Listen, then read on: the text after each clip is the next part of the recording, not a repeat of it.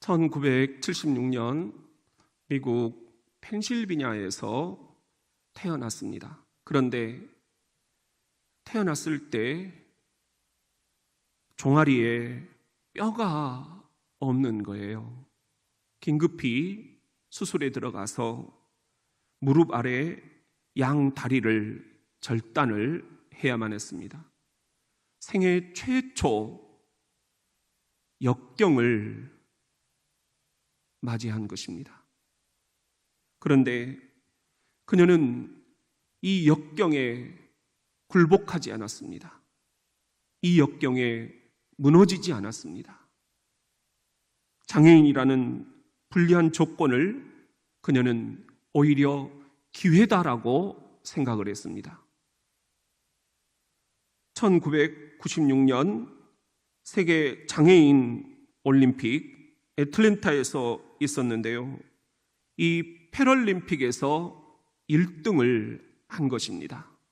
여러분 혹시 그녀의 이름이 무엇인지 아십니까? 에이미 멀린스.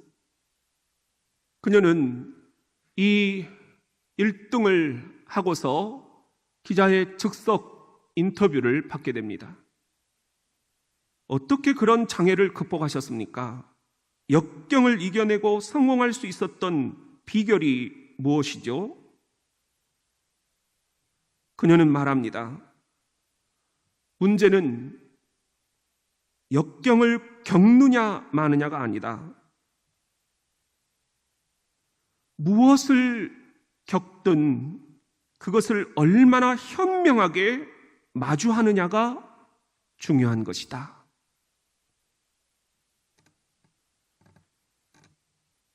그렇습니다. 코로나19라는 이 역경도 우리에게는 무시 못할 위기이고 고난이고 환난이죠. 그런데 중요한 것은 에이미 멀린스가 고백한 것처럼 우리 인생을 결정하는 것이 이 역경 자체가 아니라는 것입니다. 문제는 우리가 이 역경을 얼마나 현명하게 마주하느냐, 대응하느냐, 그 대응 방식에 있다라는 것입니다. 이 대응 방식이 저와 여러분의 인생 모든 것을 결정하게 된다라는 것입니다.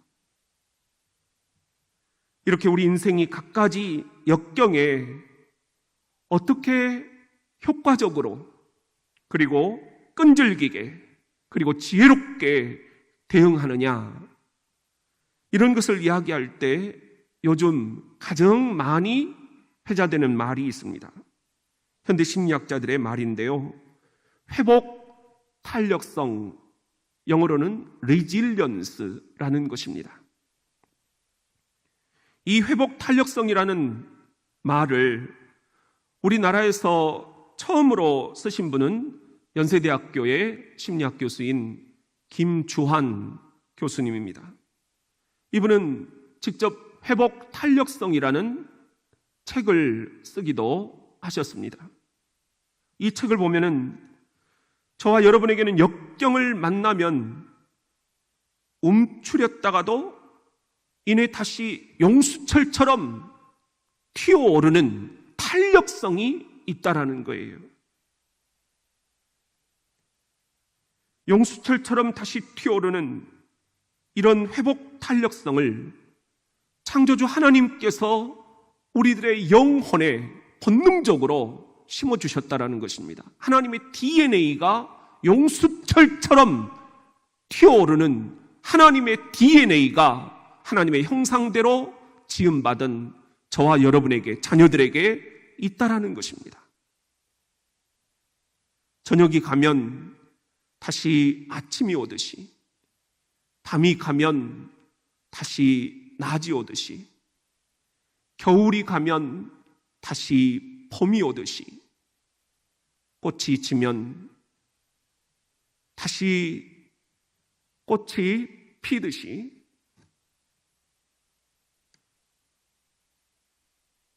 이렇게 우리에게는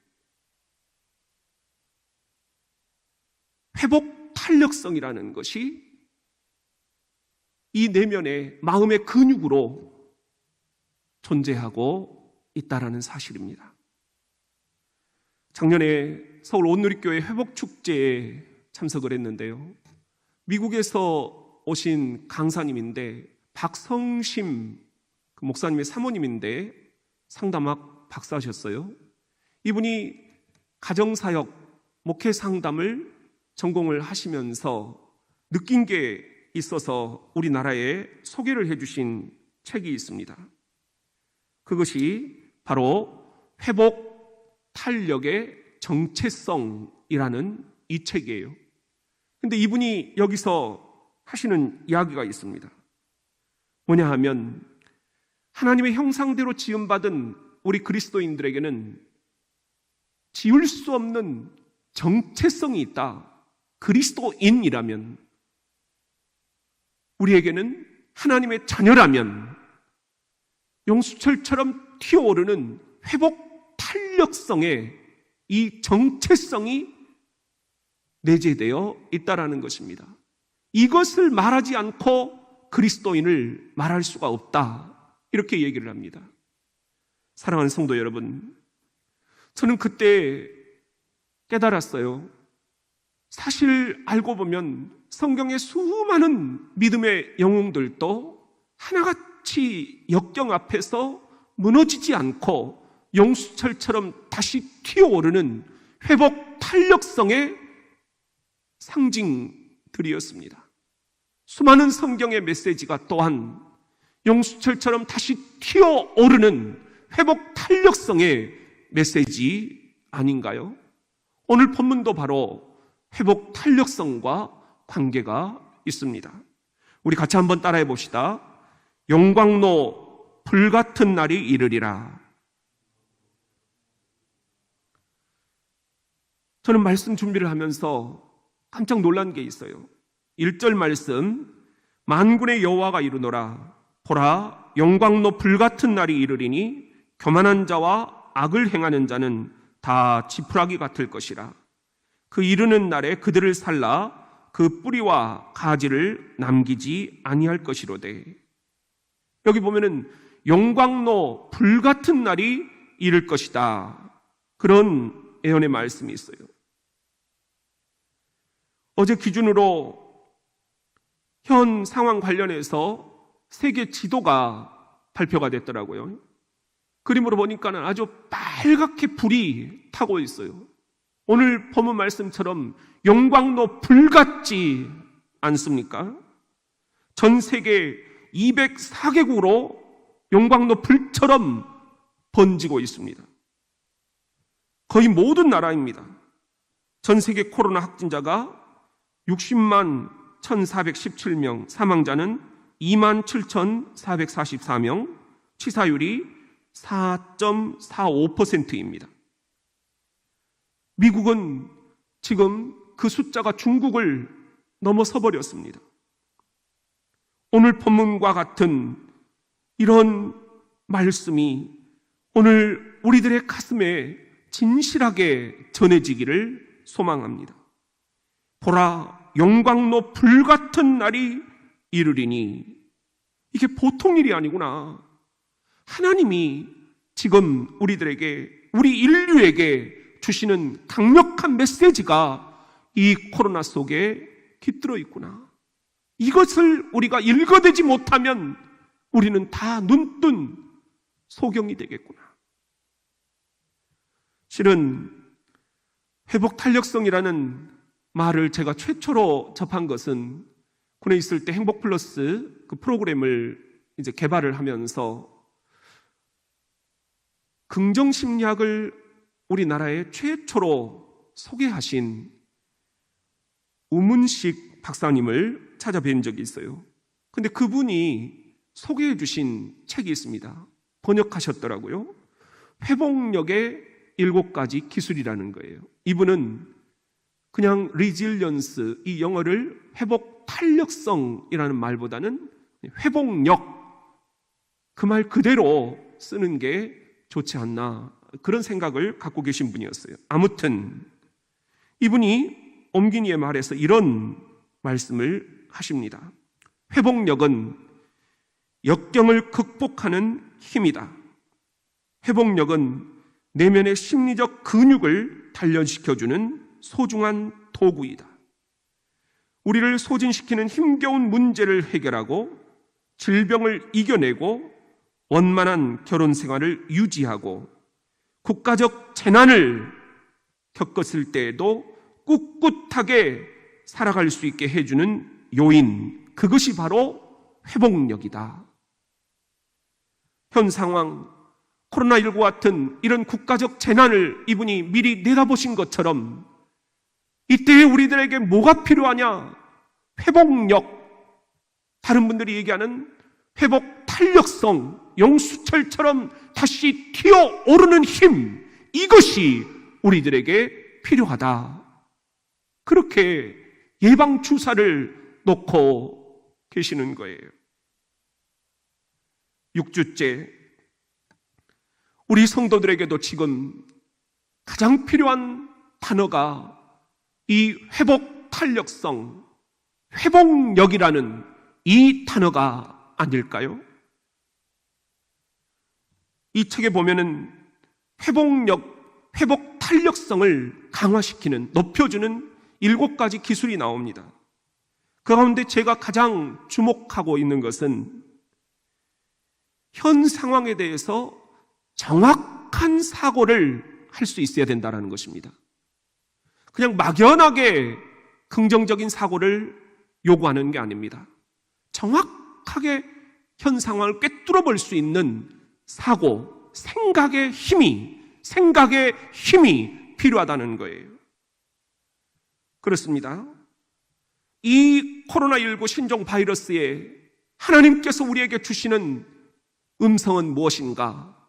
그걸 우리가 정확하게 꿰뚫어 볼 수 있는 사고의 힘이 필요한 것입니다.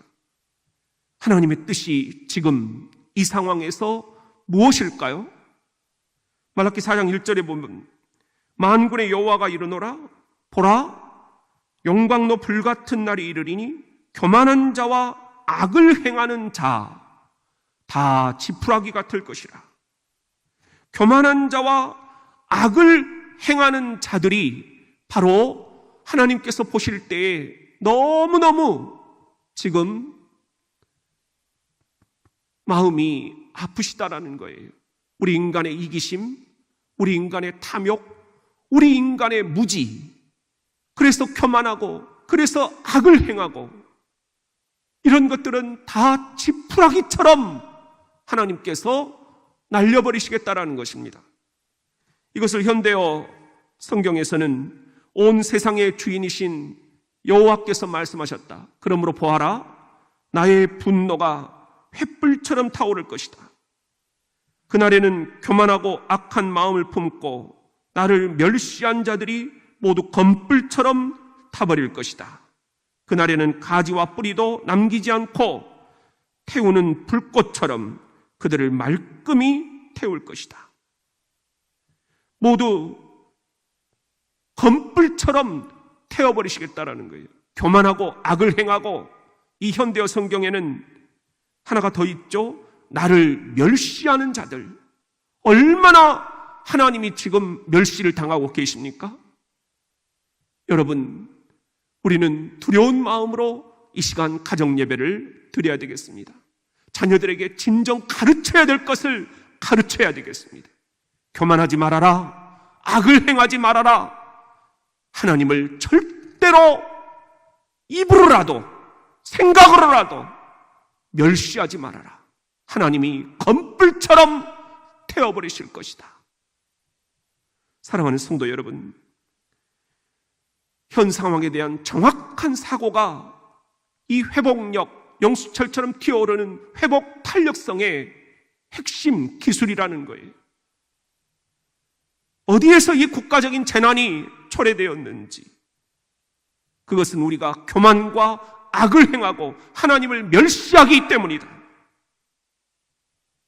이 인류가 바벨탑을 쌓았듯 하나님 계셔야 할 자리에 욕망 덩어리, 욕심 덩어리, 탐욕 덩어리, 바벨탑을 쌓고 있기 때문이다. 인생 모두 지푸라기처럼, 검불처럼 태워버리실 것이다. 이 현 상황을 정확히 영적으로 꿰뚫어보고 우리 내 안에 조그마한 교만이라도 있는지, 조그마한 악의 그림자라도 있는지, 권력과 섹스와 돈에 대해서 내가 지금도 이기지 못하는 탐심이 있는지, 하나님을 멸시하는 생각과 말들을 내가 하고 있지는 않은지, 그런 말들에 내가 찍소리도 못하고 지금 숨어 지내는 것은 아닌지, 이 아침 우리가 회개하는 마음으로 주님 앞에 나아올 수 있기를 예수님의 이름으로 축원합니다. 같이 한번 따라합시다. 치료하는 광선을 비추리라. 오늘 2절 말씀을 현대어 성경으로 보면은, 그러나 내 이름을 두려워하며 산 너희에게는 그날의 의로운 태양이 떠오를 것이다. 의로운 태양이 떠오른다 하시는 말씀이에요. 하인리 하이네라는 시인이 있습니다. 이분이 이런 시를 지으셨어요. 소녀는 바닷가에 서서 안절부절 긴 한숨을 쉬었네. 그녀의 마음 그렇게도 휘저은 건 저 지는 태양이었네.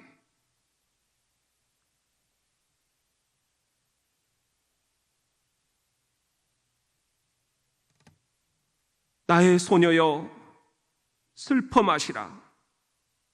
이건 언제나 되풀이되는 풍경이니 여기 앞에서는 가라앉으나 저기 뒤에서는 돌아오리니.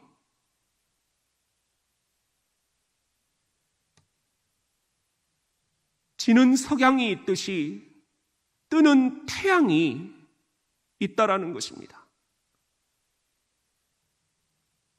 하나님께서 우리를 회복해 주시는 날이 반드시 있다라는 것입니다.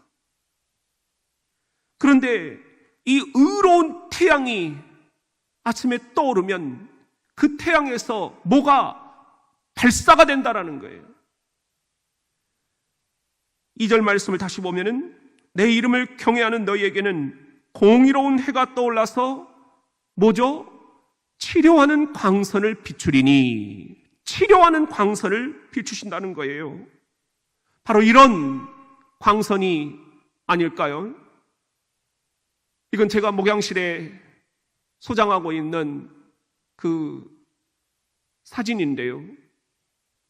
저 강렬한 햇빛, 저 광선, 저게 저는 너무너무 전율이 느껴질 정도로 그 앞에서 가만히 이렇게 바라보게 만듭니다. 실제로 제가 군에서 자살 예방 프로그램들을 해왔는데요. 자살 충동을 느끼고 저에게 이렇게 찾아오는 그런 병사들을 3박 4일 동안 데리고 있다 보면 처음에는 밖으로 전혀 나오려고 하지 않습니다. 세상에 아무도 내 편은 아니다. 나는 혼자다.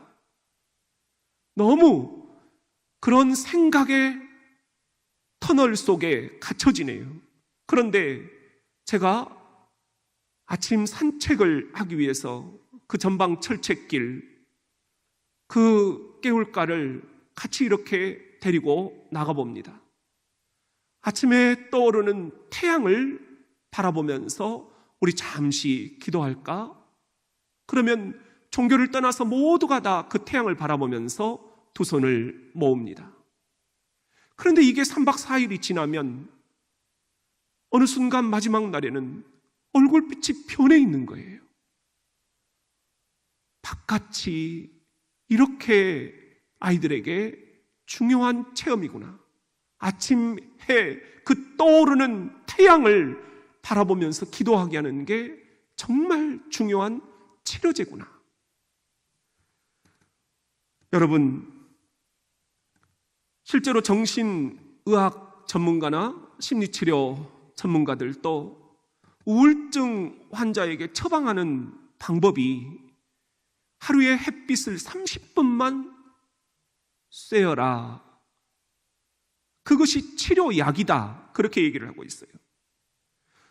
오늘 히브리어 원어 성경을 보면은 2절에 맨 마지막에 나와 있는 게 마르페라는 히브리어인데요. 한번 따라해 볼까요? 마르페. 이 마르페라는 뜻이 뭐냐? 바로 약이라는 뜻이에요. 약. 하나님이 치료하는 광선을 우리에게 비추시는데 그 치료하는 광선 속에는 약이 들어있다라는 것입니다. 오늘 이것을 영어 성경도 ESV에 이렇게 번역을 하고 있어요. The sun of righteousness, 의로운 태양이 shall rise, 떠오를 것이다. With healing, 치유의 기능이 그 안에 있다는 거예요. In its wings, 그 태양, 양 날개에 치유의 기능이 있다는 것입니다. 여러분, 너무 집안에만 계시니 답답하시다고요? 정말 우울증 걸리게 계시겠다고요? 지금 온 국민이 다 이 코로나 우울증에 걸려 있습니다.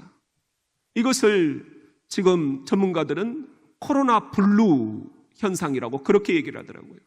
이 코로나 블루 신드롬에 여러분도 지금 빠져 계신다면 우리 잠시 베란다 쪽으로 가셔서 하나님이 여러분에게 주시는 치료약 햇빛을 쬐십시오.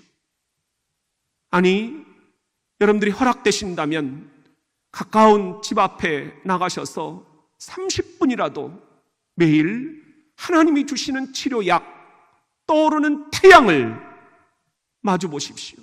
그리고 기도하십시오. 우리 마혜나 안수 집사님이 지난주 카톡방에 너무 좋아요, 햇빛을 보니까 하나님이 주신 치료약을 먹은 것입니다. 우리 마스크 쓰고 사회적 거리 두기를 하면서 가능하신 방법대로 여러분 움츠러들지 말고 같이 하나님이 주시는 태양, 치료약을 여러분들이 함께 먹으실 수 있기를 빕니다. 현대 성경에는 이 치료하는 광선을 또 이렇게 번역을 합니다. 모든 것을 다시 회복시키시는 햇빛이라는 거예요. 모든 것을 다시 회복시키신다. 회복 탄력성에 대한 메시지가 이 안에 들어있다라는 게 저는 너무 신기하게 느껴졌어요. 하나님이 치료하는 광선을 이 인류에게, 이 세상에, 이 한반도에, 이 대전에 우리 대전 장로교회 성도들이 읽고 지금도 직장을 오가며 가정 예배를 드리며 여러분 함께 지내고 있는 그 모든 요소에 치료하는 광선, 다시 회복시키시는 햇빛을 지금 비춰주신다라는 것입니다. 그러면 저와 여러분이 어떻게 된다고요? 다시 한번 말라기 4장 2절에 보면은 초원으로 풀려나온 송아지들처럼 기뻐 뛸 것이다. 우리가 지금 이 위에 써져 있는 것처럼 오랫동안 너무 좁은 우리 안에 갇혀 있습니다. 너무 답답하고 우울증이 걸릴 것 같아요. 그런데 하나님이 우리에게 주시는 치료하는 광선을 쬐이게 되면 초원으로 풀려나온 송아지들처럼 기뻐서 뛸 날이 곧 오게 될 것이다. 여러분, 이런 송아지가 저 초원에서 뛰어다니는 모습을 상상해 보세요. 여러분을 그렇게 회복시켜 주시겠다는 말씀입니다. 우리 교회를 그렇게 다시 일으켜 세워주시겠다라는 회복의 메시지입니다. 이것이 복음이 아니고 무엇이겠습니까? 이것이 예수가 주시는 소중한 복음이 아니라면 뭐가 복음이란 말입니까? 외양간에서 나온 송아지처럼 너희가 뛰게 되리라. 이렇듯 성경은 곳곳에서 다시 용수철처럼 너희가 뛰어오를 것이라는 회복의 메시지를 선포하고 계십니다. 예레미야 33장 6절 말씀, 그러나 보아라, 내가 이 성읍을, 이 대전을, 이 충남을, 이 한반도를 회복시키며 치료하여 낫게 하고 그들에게 평화와 진리를 풍성히 베풀 것이다. 예레미야 33장 11절, 기뻐하고 즐거워하는 소리와 신랑 신부의 기뻐하는 소리도 들릴 것이다. 백성들이 감사의 표시로 여호와의 성전에 제물을 가져와 바치는 소리도 들릴 것이다. 그들이 말하기를 만군의 여호와를 찬양하여라. 여호와는 좋으시다. 여호와의 사랑은 영원하다라고 할 것이다. 내가 옛날처럼 이 땅을, 이 한반도를 회복시킬 것이기 때문이다. 나 여호와의 말이다.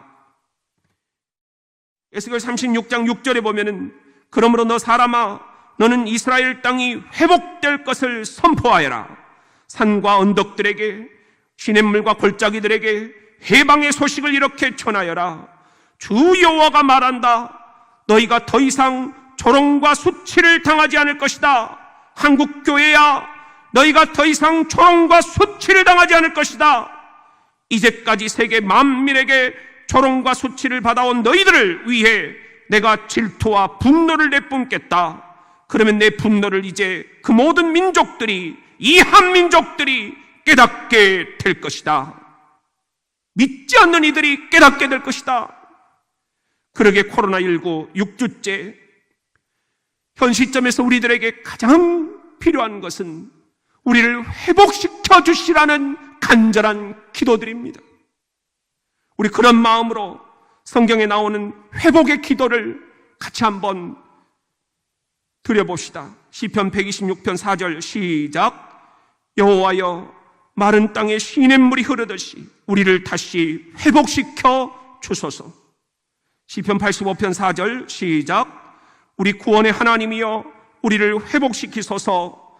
우리를 향한 주님의 분노를 그치소서. 다니엘 9장 17절 말씀입니다. 하나님, 저의 기도를 들어주소서. 이렇게 비온이 들어주소서. 이렇듯 파괴되어 있는 예루살렘을, 이 한반도를, 이 대전을, 이 충남을 다시 회복하소서. 어여삐 굽어주소서. 주께서 하나님이신 것을 사람마다 분명히 알게 하소서. 그리하여 예루살렘을, 이 한반도를 다시 세워주소서. 아멘. 성도 여러분, 이 코로나 블루 너무 우울하다라고 하는 사람들이 많습니다. 이런 때 우리가 해야 될 것이 무엇인지, 하나님의 약속의 말씀을 믿고 회복의 기도를 드리는 것입니다. 회복의 성구를 암송하는 것입니다. 너무 오랫동안 좁은 우리 안에 갇혀 있다가 초원으로 풀려나온 송아지들처럼 기뻐서 뛸 날이 곧 올 것이라는 믿음을 가지고 말입니다. 곧 회복될 날이 올 것이다. 시작. 자녀들에게 그렇게 우리 축복하면서, 배우자에게 그렇게 우리 소망을 격려하면서 이 아침 부모와 자녀들 모두가 다 주님 앞에 나아갈 수 있기를 예수님의 이름으로 축원합니다. 우리 같이 한번 따라합시다. 부모들아, 자녀들아, 마음을 돌이키라. 외양간에서 나온 송아지처럼 뛰면서 회복이 되려면, 치료하는 광선으로 모든 것이 다시 회복이 되려면 우리에게 결단이 필요한 게 하나가 있다. 주께서 이 다음에 말씀하시는 게 있어요. 의외의 말씀입니다. 5절에 보면은 보라, 여호와의 크고 두려운 날이 이르기 전에 내가 선지자 엘리야를 너에게 보내리니. 6절에 그가 아버지의 마음을 자녀에게로 돌이키게 하고 자녀들의 마음을 그들의 아버지에게로 돌이키게 하리라. 돌이키게 한다는 그런 말씀이 나와요. 무엇을 돌이키게 하느냐? 다시 한번 6절 말씀을 보면은 그가 아버지의 마음을 자녀에게로 돌이키게 하고 자녀들의 마음을 그들의 아버지에게로 돌이키게 하리라. 이게 뭔 뜻이냐? 이게 히브리어 언어 성경에 보면은 아버지의 마음, 자녀들의 마음을 레브라고 하고 있는데 중심이라는 뜻입니다. 아버지와 자녀가 이 코로나19라는 상황에서 오히려 위기를 기회로 삼으면서 가정을 회복할 수 있는 그런 중심의 대화들을 할 수 있어야 된다는 것입니다. 서로 중심으로, 서로 진심으로, 그런 뜻입니다. 그렇게 해서 부모와 자녀가 중심으로, 진심으로 서로의 마음을 알아주라는 것입니다. 그렇게 서로의 마음을 알아주면 우리가 뭘 회복할 수가 있느냐? 6절 말씀 현대어 성경으로 보면은 부모와 자녀들이 화목하도록 이라는 말씀이 나와요. 우리가 그동안 바쁘게 사느라 놓쳐버린 가정의 화목을 회복할 수 있게 해주신다, 그런 말씀입니다. 여러분, 바로 오늘 이 가정 예배가 그런 자리가 아닙니까? 세상에서 여러분이 가장 꿈꾸는 소망이 무엇입니까? 믿지 않는 남편과 함께 손잡고 교회에 가는 꿈, 사랑하는 온 가족들과 함께 모여서 예배드리는 꿈, 그것이 가장 아름답고 가장 세상에서 화목한 모습이 아닙니까? 오늘 또 이렇게 여러분들이 가장 화목한 모습을 우리들에게 인증샷으로 보내주셨어요. 이런 모습들을 우리 자녀들이 대대손손 물려가기를 소망합니다. 우리 이신자 권사님이 예배 직전에 보내주신 사진인데요, 너무너무 아름다운 모습입니다. 모든 가정들이 지금 다 이렇게 세상에서 가장 화목한 모습으로 주님 앞에 예배를 드리고 있습니다. 여러분, 이렇게 우리가 가정의 화목을 회복할 수 있다면 주님께서 어떻게 해주신다고요? 말라기 4장 6절에 보면은 온 세상을 완전히 멸망시키지 않도록 할 것이다. 이것이 코로나19에 주신 하나님의 약속입니다. 우리가 이 가정 예배를 통해서 비록 교회에 나와 예배드리지 못하지만 부모와 자녀들이 한데 모여서 함께 초가삼간이라도 주님을 예배할 수만 있다면, 그래서 부모는 자녀의 마음을 알아주고 자녀는 부모의 마음을 알아줄 수 있는 그런 소중한 화목의 계기가 될 수 있다면 하나님께서 우리들에게 약속하십니다. 온 세상을 완전히 멸망시키지 않도록 할 것이다. 부모와 자녀가 마음으로 서로 중심으로 서로 진심으로 알아주는 가정의 회복에 모든 인류 멸망을 구원할 수 있는 길이 있다라는 거예요. 부모 여러분, 자녀 여러분, 이 말씀 앞에 여러분들은 어떻게 생각을 하십니까? 어떻게 결단하십니까? IMF 때 한 아버지가 직장에서 이제 그만 나오시라 통보를 받습니다. 문자 통보를 받고 아내에게, 자녀들에게 말을 못합니다.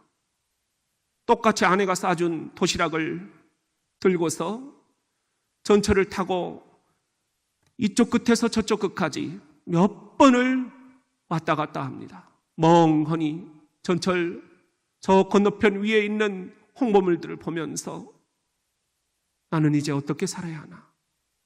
그러다가 정심이 되면 공원에 가서 신문지를 펴놓고 아내가 싸준 도시락을 까먹습니다. 눈물을 흘리면서 나는 이제 어떻게 해야 되나, 이 가정을. 그런데 어느 날 아내가 회사에 남편이 뭘 두고 갔다고 전화를 걸었는데 차초지정 우리 남편이 회사를 그만두게 되었다라는 소식을 듣게 됩니다. 몇 날 며칠이 지났는데 내가 그걸 몰랐구나. 내가 그걸 몰라줬구나. 그래서 아내는 자녀를 불러 모읍니다. 얘들아, 오늘 우리가 아버지를 위해서 특별한 준비를 하자. 그리고는 패밀리 레스토랑에 여보, 우리 저녁 6시에 온 가족 식사합시다. 그렇게 해서 남편을 초청을 합니다. 그리고는 그 자리에서 딸이 일어나서 아빠가 좋은 점 20가지를 이야기를 합니다. 내가 밤늦게 돌아올 때 아빠는 항상 그 차적 무렵에도 나를 배웅 나와 주셨다라고. 그리고 항상 내가 잠들어 있을 때 내 방에 불을 끄고 나가시면서 간절한 마음으로 기도하시는 것을 나는 느꼈노라고. 아빠 너무너무 고마워요. 아빠가 너무너무 좋아요.